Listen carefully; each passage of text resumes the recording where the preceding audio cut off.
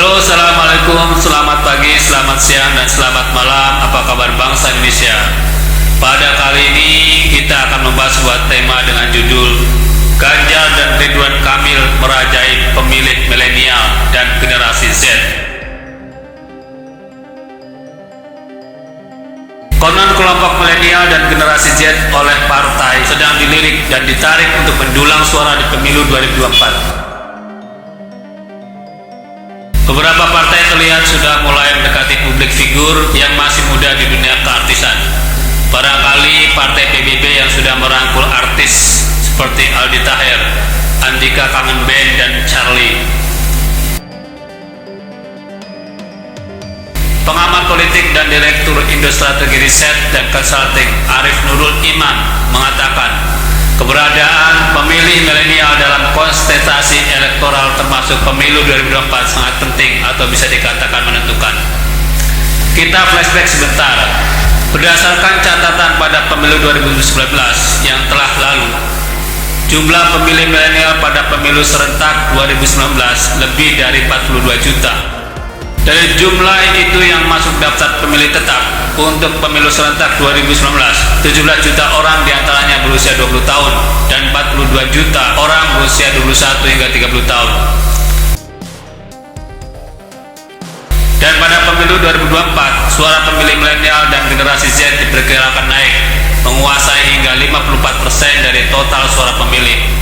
Tentu sebuah angka yang sangat menggiurkan bagi partai. Mereka berlomba-lomba berusaha menarik kelompok suara pemilih milenial dan generasi Z.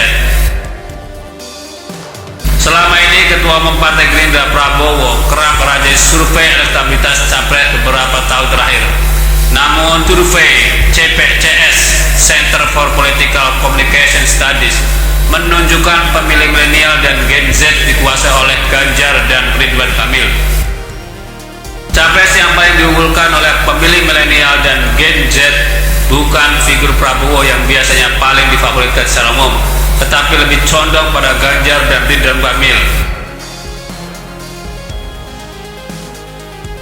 Dan berikut elektabilitas para capres yang masuk 5 besar pemilihan milenial dan generasi Z.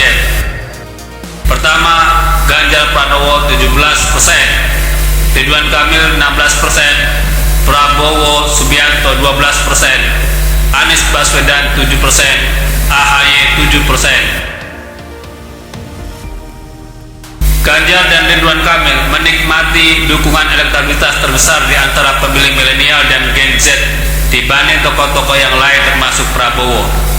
Menurut Okta, tingginya elektabilitas Prabowo selama ini lebih banyak disumbang oleh pemilih generasi yang lebih tua. Sementara itu, perubahan demografi telah terjadi sejak Prabowo pertama kali berlaga pada pemilu 2009 ketika berpasangan dengan Megawati. Berikutnya Prabowo 2 kali menjajal sebagai capres pada tahun 2014 dan 2019 tetapi kalah. Lalu bagaimana dengan tokoh yang lainnya? Apakah suara milenial juga generasi Z melirik mereka? Berikut hasil untuk tokoh lain yang selama ini muncul di setiap survei. Erick Thohir 6%, Sandi 5%, Tri Risma Harini 4%, Giring Ganesa 2%, Khofifah Indar Parawansa 2%, Mahfud MD 1%, lainnya hanya di bawah 1%, dan sisanya tidak tahu dan tidak menjawab 14%. Survei CPCS dilakukan pada tanggal 1 hingga 10 Juni 2021 dengan jumlah responden 1.200 orang mewakili seluruh provinsi di Indonesia dan berusia 16 hingga 39 tahun. Survei dilakukan melalui sambungan telepon terhadap responden yang dipilih secara acak dari survei sebelumnya sejak 2019. Margin of error survei sebesar 2,9% dan pada tingkat kepercayaan 95%.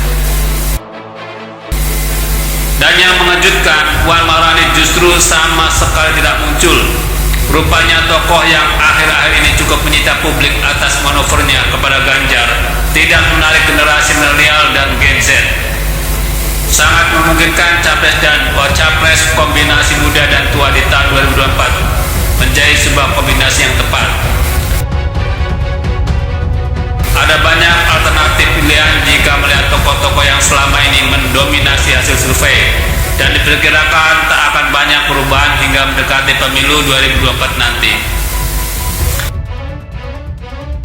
Dari fakta di atas dapat kita tarik sebuah kesimpulan bahwa tokoh seperti Ganjar dan Ridwan Kamil yang selama ini aktif di sosial media ternyata membawa dampak yang signifikan atas keterpilihan. Dua tokoh ini lebih maju selangkah dibandingkan tokoh lain. Di zaman sekarang, kelompok milenial dan generasi Z tak lepas dari pengaruh dunia digital. Hal ini tentu berbanding terbalik dengan kelompok tua yang tidak konsen dengan dunia digital atau internet. Memang terbilang prematur untuk saat ini, mengingat pemilu masih 3 tahun lagi. Akan tetapi melihat peta di atas kiranya dapat sebagai gambaran bagi partai untuk menentukan tokoh atau calon presiden dan calon wakil presiden di tahun 2024. Nah, bagaimana menurut Anda? Silakan ketik kolom komentar di bawah dan jangan lupa subscribe channel ini. Terima kasih.